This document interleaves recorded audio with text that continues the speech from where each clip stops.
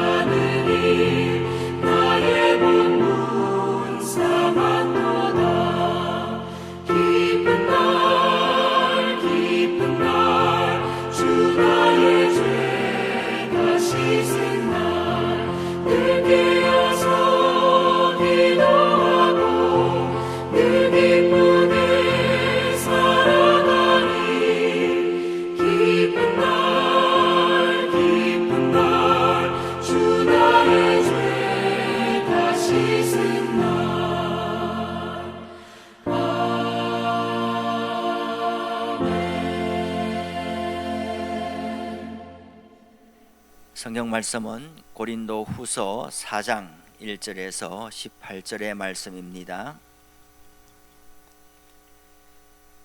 하나님의 말씀을 봉독해 드리겠습니다. 그러므로 우리가 이 직분을 받아 긍휼하심을 입은 대로 낙심하지 아니하고 이에 숨은 부끄러움의 일을 버리고 속임으로 행하지 아니하며 하나님의 말씀을 혼잡하게 하지 아니하고 오직 진리를 나타내므로 하나님 앞에서 각 사람의 양심에 대하여 스스로 추천하노라. 만일 우리의 복음이 가리었으면 망하는 자들에게 가리어진 것이라.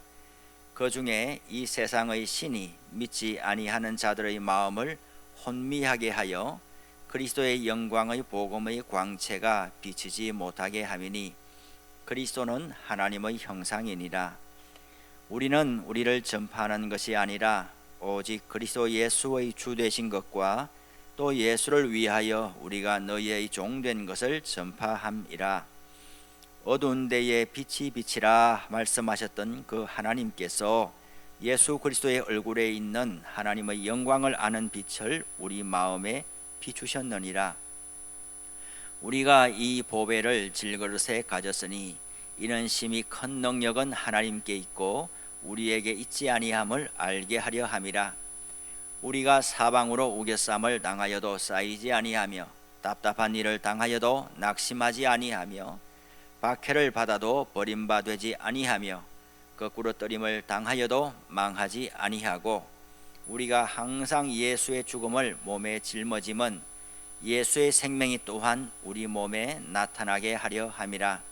우리 살아있는 자가 항상 예수를 위하여 죽음에 넘겨짐은 예수의 생명이 또한 우리 죽을 육체에 나타나게 하려 함이라. 그런즉 사망은 우리 안에 역사하고 생명은 너희 안에서 역사하느니라. 기록된 바 내가 믿었으므로 말하였다 한 것 같이 우리가 같은 믿음의 마음을 가졌으니 우리도 믿었으므로 또한 말하노라. 주 예수를 다시 살리신 이가 예수와 함께 우리도 다시 살리사 너희와 함께 그 앞에 서게 하실 줄을 아노라.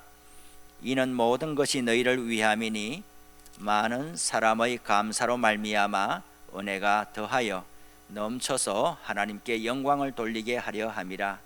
그러므로 우리가 낙심하지 아니하노니 우리의 겉사람은 낡아지나 우리의 속사람은 날로 새로워지도다. 우리가 잠시 받는 환난의 경한 것이 지극히 크고 영원한 영광의 중한 것을 우리에게 이루게 함이니 우리가 주목하는 것은 보이는 것이 아니요 보이지 않는 것이니 보이는 것은 잠깐이요 보이지 않는 것은 영원함이라. 아멘.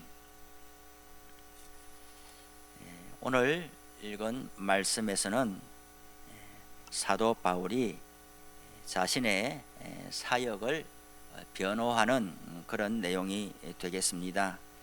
오늘 읽은 4장의 말씀은 크게 세 단락으로 나눌 수가 있습니다. 1절에서부터 6절까지는 새 언약의 복음을 방해하는 세력과 이에 반하여 바울 자신의 사역과 확신을 설명하고 있습니다.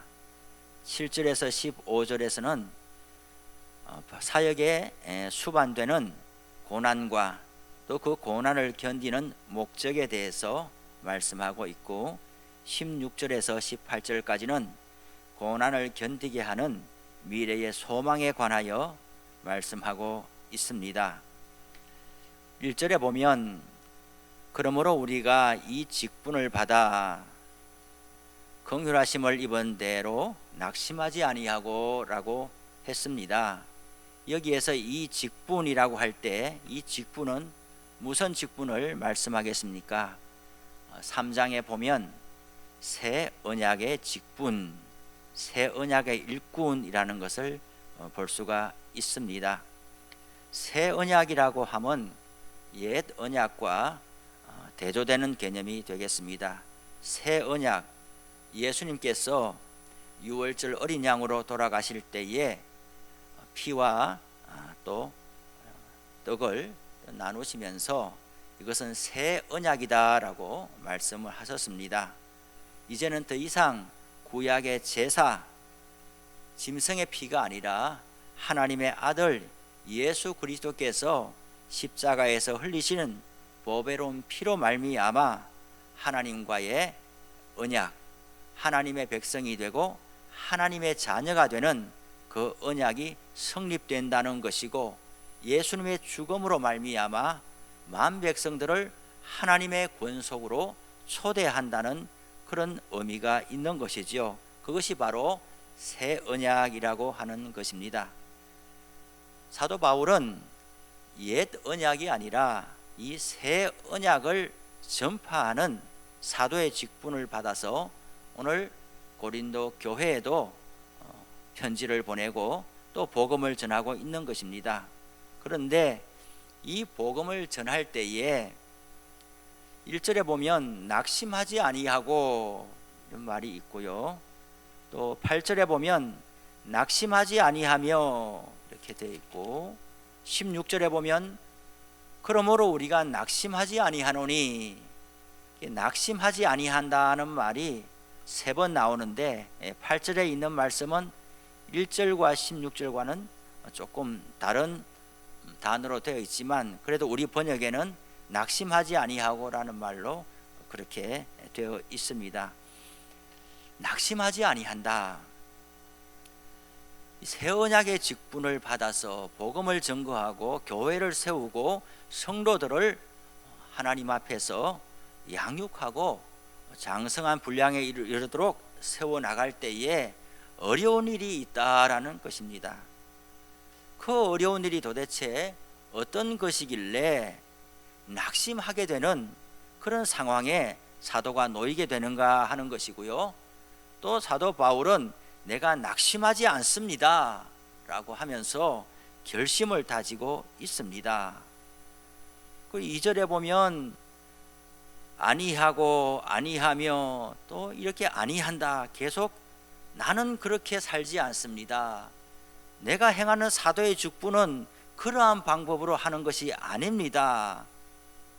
대조되는 의미를 사용하고 있습니다. 그렇다면 사도 바울의 전도 방법, 교회를 세워나가는 방법과 전혀 다른 상반되는 방법으로 사역을 하는 사람들이 있다라는 것이죠. 그 사람들이 하는 일은 무엇입니까? 2절에 보면 부끄러움으로, 속임으로, 또 하나님의 말씀을 혼잡케 함으로 하나님의 일을 하는 사람들이 있다라는 것이고, 그런 사람들이 다수를 차지한다라는 의미가 또 있는 거예요. 그런 사람들이 사역의 현장에서 소수라고 하면, 성도들에게 영향을 미치는 정도가 미미하다고 하면 바울이 크게 염려하지 않겠지요. 그러나 바울이 낙심하게 될 정도로 이러한 영향을 받는다고 하면 사도 바울의 방법과 상반된 방법으로 일을 하는 사람들이 많이 있고 그 영향력이 막강하다라는 것을 알 수가 있습니다. 또한 3절 4절에 보면 만일 우리의 복음이 가리었으면 망하는 자들에게 가리어진 것이라, 그 중에 이 세상의 신이 믿지 아니하는 자들의 마음을 혼미하게 하여 그리스도의 영광의 복음의 광채가 미치지 못하게 하미니 그리스도는 하나님의 형상이니라 라고 했습니다. 주의 일을 할 때에 낙심하게 될 뻔한 이런 원인의 첫 번째 한 가지 경우는 이 사역의 현장 환경과 관련된 것이고요, 또 한 가지는 사역의 열매와 관련된 것입니다. 사도 바울은 복음이 가려졌다. 누구에게 가려졌느냐? 망하는 자들에게 가려졌다. 다시 말하면 어떤 사람들에게는 열심히 복음을 전하고 말씀의 씨앗을 뿌려도 그것이 열매가 없다는 거예요. 그들이 받아들이지 않는다는 것이죠. 그들을 일컬어서 바울은 망하는 자들이다 라고 합니다. 복음을 받아들이지 않는 것을 복음이 그들에게 가려졌다 라고 한 것이에요. 4절에 보면 또한 망하는 자들과 믿지 아니하는 자들 이라겠습니다. 망하는 자들, 믿지 아니하는 자들이 같은 사람들이죠. 그런데 복음을 전해도 받아들이지 않는다고 할 때에 그것은 단지 그 사람이 받아들이지 않는 것으로 그치는 것이 아니라 4절에 보면 이 세상 신이 그들의 마음을 혼미케 하여서 그리스도의 영광의 복음의 광채가 비치지 못하게 하기 때문이다 라고 그랬습니다. 사역자의 입장에서 열심히 복음의 씨앗을 뿌리고 열심히 일을 해도 열매가 없을 때에 낙심하기가 쉬운데, 오늘 사도 바울은 그것이 이 세상 신이, 사단이, 마귀가 그 복음을 받아들이지 못하도록 사람들의 마음을 혼미하게 하기 때문에 영적인 일이라고 지금 말씀하고 있습니다. 혼미하게 하다, 이 말을 영어 성경으로 보면 블라인드라고 되어 있습니다. 가리는 거죠. 깜깜하게 가려서 말씀을 들을 때에도, 신앙의 인도를 받을 때에도 전혀 분별이 되지 않는다는 거예요. 캄캄한 곳에 가 있으면 이것이 밤인지 낮인지 알 수가 없는 거예요. 눈이 가려지고 영적인 감각이 가려지게 되면 이것이 진리의 말씀인가, 이것이 사람의 이야기인가, 이것이 하나님의 진리의 말씀인가 하는 것에 대한 분별이 생기지 아니하고 오히려 거짓 말씀을 진리로 받아들이고 진리의 말씀을 거짓으로 내뱉게 되는 그런 것이 바로 혼미한 것이 아니겠습니까? 정말 요즘에는 혼미한 시대가 아닌가 생각을 합니다. 온갖 이야기들이, 온갖 전해지는 말씀들이 다 이렇게 그럴듯하기 때문에 정말 무엇이 무엇인지 잘 분별하기가 어렵고, 또 요즘에는 잘 이렇게 포장이 되어서 전달되기 때문에 더욱더 어렵지 않은가 생각을 해봅니다. 그래서 사도 바울은 나는 낙심하지 않습니다. 주변의 환경에 이러한 나와 다른 방법으로, 하나님의 방법이 아닌 거짓 사도의 모습으로 전하는 사람들과 그들의 영향력이 막강해서 어려움이 가중되고 있지만 그로 인해서 나는 낙심하지 않습니다. 또한 사역의 열매가 나의 사도직을 결정하는 것이 아닙니다. 진리의 말씀을 바로 전한다고 할 때에 그것이 잘 받아들여지지 아니하고 믿는 사람들이 많이 따르지 않는다고 해도 그것은 이 세상 신이 그들의 마음을 혼미하기 때문이다 라고 말씀을 하면서, 그러면 우리는 누구냐, 그리스도는 누구냐 할 때에 그리스도는 하나님의 형상이라고 말합니다. 형상이라는 것은 아이콘, 에이콘 이런 말이죠. 형상이라는 말, 실체가 있는데 그 실체를 드러내 주는 것이 형상, 모양이라는 이야기죠. 하나님을 아무도 본 사람이 없지만은 그리스도는 하나님의 형상이다. 하나님이 직접 오신 분이 그리스도라는 것이죠. 6절에 보면은 예수 그리스도의 얼굴에 있는 하나님의 영광을 아는 빛을 우리 마음에 비추셨느니라 그랬습니다. 하나님은 어두운 데서 빛이라 창세기 1장 3절에 말씀했죠. 그러면 하나님께서 어두운 데 빛이 있으라 라고 했기 때문에 하나님은 어두움에 속하지 않는 분임을 알 수가 있습니다. 하나님은 밝은 빛 가운데 계시고 어두움 가운데 있는 세상을 향해서 빛이 빛이라 라고 하시면서 그 빛이 바로 하나님의 빛, 예수 그리스도라고 이야기를 하고 있습니다. 그래서 예수님을 보면 하나님을 본 것과 같고, 예수님이 하시는 말씀은 하나님의 말씀이고, 예수님이 인도하시는 구원의 길은 하나님께서 제시하신 구원의 길이라는 것이고, 그리고 사도 바울과 예수님을 믿는 사람들은 어떤 사람들인가?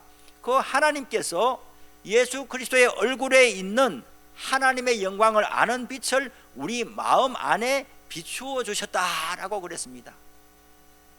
아까 이 세상 신이 믿지 아니하는 자들의 마음을 혼미케 하여서 하나님의 영광의 빛이 비치지 못하도록 했다고 그랬는데, 예수님을 받아들인 사람들, 하나님의 권속들은 어떻게 해서 하나님의 권속이 되었는가? 그 광명의 빛을 우리 마음 가운데 비추어 주셨다. 성령의 역사로 말미암아 믿게 되었다라는 것이죠. 그래서 우리 안에는 예수님이 계시고 하나님의 영광을 아는 그런 주님이 계시다라는 것이에요. 그 7절에 보면은 우리를 사도 바울은 질그릇이라고 이야기를 하면서 우리가 이 질그릇의 보배, 하나님의 영광을 드러내는 예수 그리스도, 하나님을 알게 되는 예수 그리스도를 가졌기 때문에 우리가 비록 사역의 현장에서 또 믿는 사람으로서 이 땅에 살아갈 때에 우리의 둘러싼 환경으로 말미암아 또 우리가 전하는 복음의 수고에 비해서 받아들이지 않는 사람들이 많음으로 말미암아 실족하거나 낙심할 우려가 있지만은, 그러나 낙심하지 않는 것은 우리는 질그릇과 같고 이 질그릇 안에 계신 분은 예수 그리스도이기 때문에 예수의 생명이 우리로 말미암아 나타날 것일 줄로 알고 우리는 낙심하지 아니한다. 우리가 일하는 것이 아니라 예수님께서 우리를 통하여 일하시고, 그리고 하나님의 뜻은 약한 가운데 강하게 하시는 것, 하나님께서 하시는 영광을 드러내는 것이 하나님의 뜻이기 때문에 16절 18절에 있는 것처럼 우리의 겉사람이 비록 낡아진다고 해도, 우리의 환경이 비록 초라해지고 어려워진다고 해도 우리의 속사람마저 어려워지는 것은 아닙니다. 우리가 복음을 전하느라고 환난을 당한다 해도 그 복음의 영광이 가려워지는 것은 아닙니다. 우리는 보이는 것이 아니라, 보이지 않는, 겉으로 드러난 것이 아니라 우리 속에 보배를 품고 있는 예수 그리스도를 증거하는 사람들이기 때문에 하나님께서 친히 역사하실 것입니다. 그러므로 우리는 낙심하지 않습니다. 이렇게 말씀하고 있습니다. 말씀을 마치겠습니다. 우리도 오늘 하루 살아가는 동안에 예수 믿는 사람으로, 또 복음의 일꾼으로 살아갈 때에 우리를 둘러싼 환경이나 우리의 수고가 열매를 맺지 못하는 것처럼 보일 때에 낙심하기가 쉽습니다. 그러나 질그릇 안에 보배를 가졌으니 우리를 통해서 일하시는 예수 그리스도를 의지하고 오늘 하루도 낙심하지 아니하고 힘을 내고 용기를 내서 하나님께 영광이 되고 또 인정받는 하루의 삶이 되기를 바랍니다. 기도하겠습니다. 하나님 아버지, 고맙고 감사합니다. 오늘 하루도 우리에게 생명 주시고 건강 주시고 말씀으로 주의 얼굴을 구하게 하시니 감사합니다. 오늘 하루도 낙심하지 아니하고 우리 가운데 계신, 우리 안에 이미 생명의 빛으로 들어와 계신 예수 그리스도 우리 주님을 의지하옵고 믿음으로 승리하는 하루가 되게 하여 주시옵소서.